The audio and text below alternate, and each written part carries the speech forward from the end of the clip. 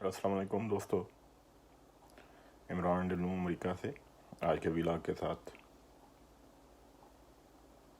اب بھارت نے 4 جنوری کو 2 سال کے لیے سلامتی کونسل کے غیر مستقل رکن کی حیثیت سے اپنی ذمہ داریاں سنبھال لی ہیں۔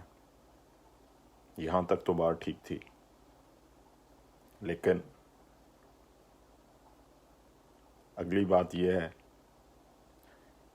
کہ وہ 3 اہم ترین کمیٹیوں جو کہ پاکستان کے لیے بہت اہم ہیں، Taliban sections committee, counter terrorism committee اور لیبیا سینکشنز کمیٹی، ان تینوں کی سربراہی بھی بھارت کرے گا، جو کہ براہ راست پاکستان سے لنکڈ ہیں۔ یہ پاکستان کے لیے بڑی تشویشناک خبر ہے، لیکن ہمارے ہاں آپ کو پتہ ہے کہ اپوزیشن اور حکومت ایک دوسرے سے دست و گروباں ہیں، اور میڈیا بھی مجبور ہے انہیں کو دکھانے پر۔ ارد گرد کا ہمیں کہاں ہوش ہے کہ کیا ہو رہا ہے۔ اب یہ اتنی بڑی خبر ہے کہ اس کا آپ کو کہیں ذکر نہیں ملے گا۔ دونوں ہماری جماعتوں نے، پاکستان تحریک انصاف نے اور پاکستان مسلم لیگ نون نے، اپنے اپنے سوشل میڈیا ونگ بنا رکھے ہیں۔ وہاں اپنی تعریف کرا کے دوسرے کی تذلیل کرا کے خوش ہوتے ہیں۔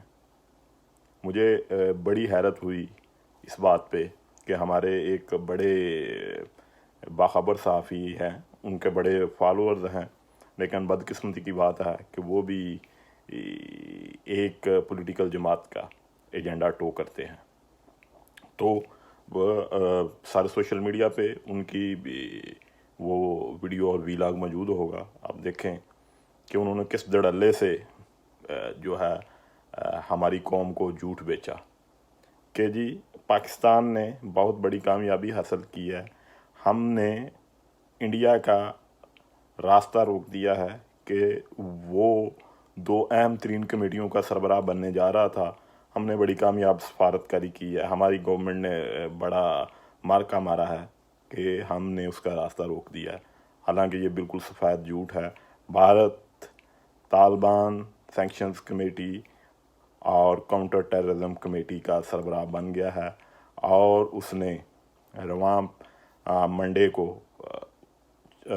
باقاعدہ اپنی یہ ذمہ داری سنبھال لی ہیں، اور یہاں نیو یارک میں اقوام متحدہ میں جو بھارت کے مستقل نمائندے ہیں ٹی ایس ٹامورتھی، انہوں نے باقاعدہ اپنے اس پہ ایک ویڈیو جاری کی ہے جس میں انہوں نے کہا ہے، وہی روایتی بات کی ہے، ان کی ایک ایک بات سے ان کا ایجنڈا جھلک رہا ہے کہ وہ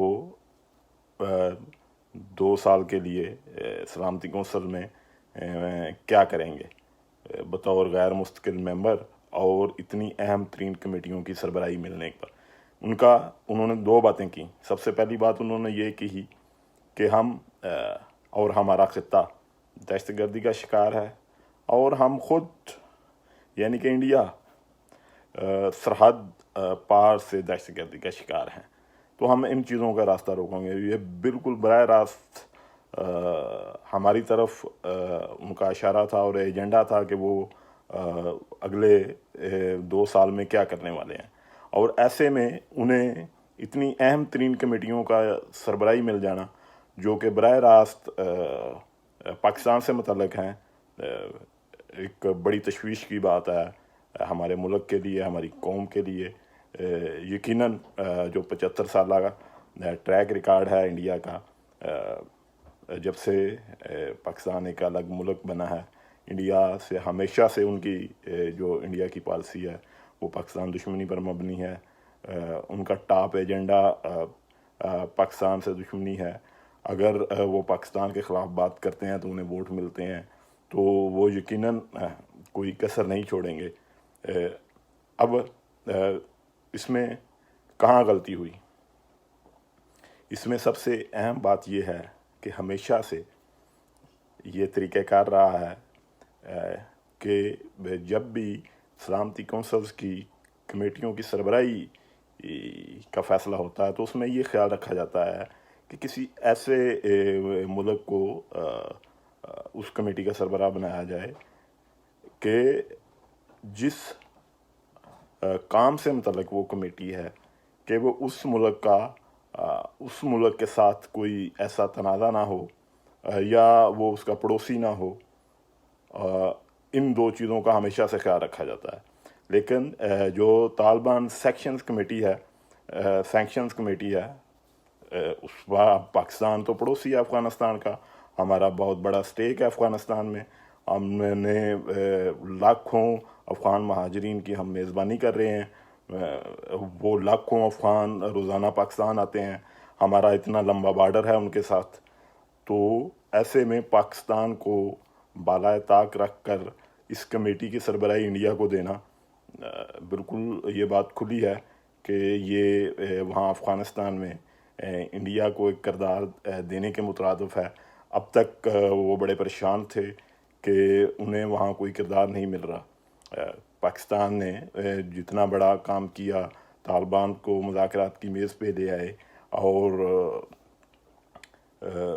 اس میں سارا ایفرٹس پاکستان کی تھیں اور اب انہیں امریکی انتظامیہ بھی مانتی تھی.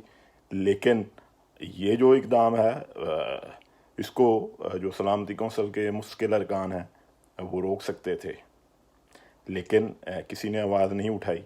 کم سے کم ہمارے دوست ملک چین کو تو آواز اٹھانی چاہیے تھی اس پہ, لیکن کہیں سے کوئی آواز نہیں آئی. کوئی کیوں آواز اٹھائے گا جب ہم نے خود ہی آواز نہیں اٹھائی؟ تو یہ ایک پاکستان کے لیے تشویش کی خبر ہے کہ اگلے 2 سال میں پاکستان کو اب بہت متحرک ہونا ہوگا. اب میں آپ کو بتاتا ہوں کہ یہ جو 3 کمیٹیاں ہیں اس میں طالبان سیکشنز کمیٹی کا کام کیا ہے. یہ جو کمیٹی ہے یہ ایسے ممالک کی فہرست بناتی ہے, ایسے افراد کی فہرست بناتی ہے, ایسی تنظیموں کی فہرست بناتی ہے کہ جو طالبان کو مالی مدد دیتے ہیں یا کسی اور طریقے سے ان کی مدد کرتے ہیں یا کوئی سہولت کاری کا کردار ادا کرتے ہیں. جب یہ کمیٹی ایسی کوئی فہرست بناتی ہے تو یہ تمام ممبرز ممالک کو بھیجتی ہے. ممبرز ممالک جو 160 ممبر ہیں وہ اپنے اپنے قوانین میں ترامیم کرتے ہیں اور جو انہوں نے اپنی ان کی فہرستیں ہوتی ہیں منی لانڈرنگ کی پابندیوں سے متعلق یا دیگر معاشی پابندیوں سے متعلق, وہ ایسے افراد ایسی تنظیموں کو اس میں شامل کر لیتے ہیں. تو بھارت کا جو ہمارے حوالے سے کردار رہا ہے, جس طرح وہ کھل کے ہماری دشمنی کرتا رہا ہے, تو یہ ہمارے سر پہ ایک سمجھے تلوار لٹک رہی ہے. وہ یقیناً پاکستان کے خلاف اس فورم کو استعمال کرے گا. تو ہمیں اس سے بہت پہلے آواز اٹھانی چاہیے تھی, لیکن اب تو وہ ذمہ داری انڈیا باقاعدہ سنبھال چکا ہے. تو اب ہمیں ذرا اس پہ بہت سوچ بچار کے بعد آگے بڑھنا ہوگا. دوسرا جو کاؤنٹر ٹیررزم کمیٹی ہے, یہ اس سے بڑا خطرہ ہے ہمارے لیے. آپ کو یاد ہوگا گزشتہ 2 سال سے مسلسل ہم خبروں میں ہیں کہ فنانشل ایکشن ٹاسک فورس جو ہے اس نے پاکستان کو گرے لسٹ میں ڈال رکھا ہے. اس FATF میں ہمارے خلاف اب تک جو بھی اقدامات اٹھائے گئے ہیں ان کا سب سے بڑا محرک ہمارا پڑوسی ملک انڈیا ہی تھا. تو اب جب کہ وہ سلامتی کونسل کی اس کمیٹی کا سربراہ بن گیا ہے تو وہ یقیناً ہمارے لیے یہ ایک خطرے کی بات ہے. FATF نے ہمیں فروری تک کا وقت دیا ہے.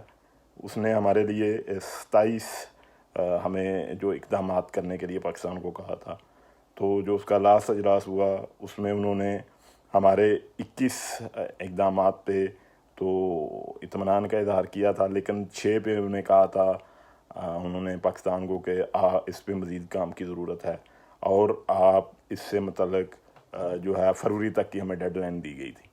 اب رواں سال فروری میں اگلے ماہ اجلاس ہوگا اس کمیٹی کا، تو وہ جائزہ لیں گے اس کا۔ تو اب بھارت جو کہ اس کمیٹی کا اقوام متحدہ میں سربراہ ہے، وہ یقیناً جو پہلے ہی ہمارے لیے وہاں اس نے کافی مشکلات کھڑی کر رکھی تھیں، اب اس فورم کو یقیناً ہمارے خلاف استعمال کرے گا۔ یہ ایک دوسرا فورم ہے جو کہ پاکستان پر وہ معاشی پابندیوں کی طرف وہ ہمیں لے جا سکتا ہے، اور اقوام متحدہ کے فورم سے اگر وہ پاکستان کے خلاف ایسی چیزیں لائے گا تو یقیناً پاکستان کے لیے یہ ایک مشکلات کھڑی ہوں گی۔ پھر تیسری کمیٹی جسے ہم کافی غیر اہم سمجھ رہے ہیں، وہ بھی پاکستان کے لیے ایک مسئلہ ہے، لیبیا سینکشنز کمیٹی۔ لیبیا میں آپ کو پتہ ہوگا کہ ترکی کا وہاں بڑے سٹیکس ہیں، بڑا کردار ہے، وہاں ترکی کے بڑے مفادات ہیں وہاں لیبیا میں۔ تو ترکی وہ واحد ملک ہے جو کہ ہر فورم پر بڑی کھل کے پاکستان کی حمایت کرتا ہے۔ کشمیر کا معاملہ ہو تو ترکی واحد ملک ہے جو بلا کسی جھجک کے کشمیر کی آواز اٹھاتا ہے، کشمیر میں ہونے والے مظالم پہ آواز اٹھاتا ہے۔ تو انڈیا کو یہ بات کسی صورت پسند نہیں ہے۔ وہ کئی دفعہ ترکی سے احتجاج بھی کر چکے ہیں، لیکن ترکی جو ہے اس معاملے پہ انڈیا کے احتجاج کو کبھی خاطر میں نہیں لایا۔ اب ترکی کے ساتھ ہمارے تعلقات بڑے گہرے ہیں،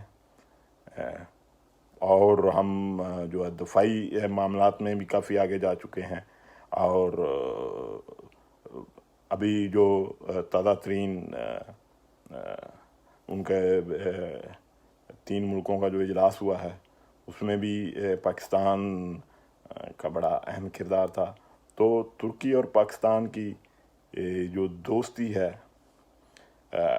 اس کو دراڑ ڈالنے کے لیے لیبیا میں ترکی کا بازو مروڑ سکتا ہے انڈیا، صرف اپنا یہ غصہ نکالنے کے لیے کہ یہ پاکستان کی ہر فورم پر کیوں حمایت کرتا ہے، ہر فورم پر کشمیر کے لیے آواز کیوں اٹھاتا ہے۔ تو وہ اپنی صرف اس دشمنی کی وجہ سے لیبیا میں ترکی کا بازو مروڑ سکتا ہے۔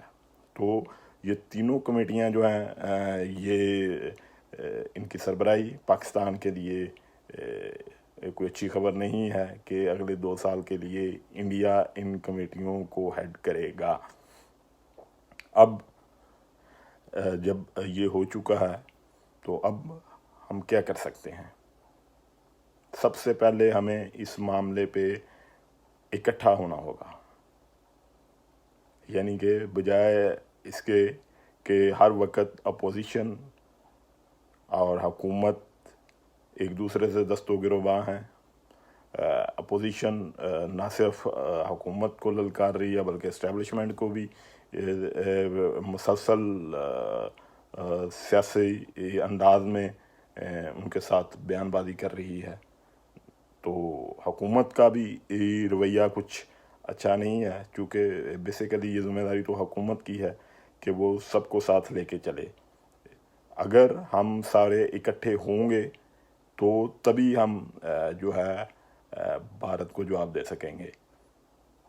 سب سے پہلے ہمیں اس معاملے پہ میں آج BBC پہ بات سن رہا تھا، ان کی ہمارے بڑے سینئر پارلیمنٹیرین ہیں سینیٹر مشاہد حسین سید، انہوں نے کہا کہ ماضی میں جتنی بھی حکومتیں رہی ہیں وہاں جو اپوزیشن اور حکومت سے بالا تر ہو کر ایون ہماری جو اسٹیٹ کے ادارے ہیں وہ بھی سب مل کے ان معاملات پہ آواز اٹھاتے تھے، اور ہم مختلف جو سفارتی ڈپلومیسی ہے ہمیں اس پہ فوکس کرنا ہوگا.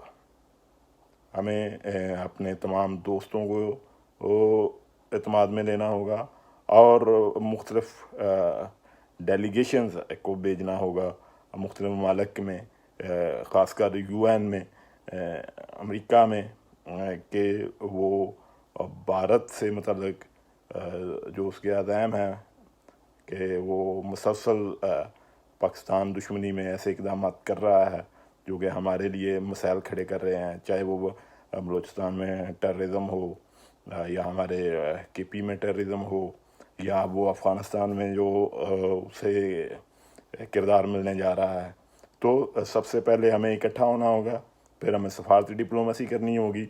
پھر ایک اہم جو بات ہے کہ UN کی کمیٹیوں کی اہمیت اپنی جگہ ہے، لیکن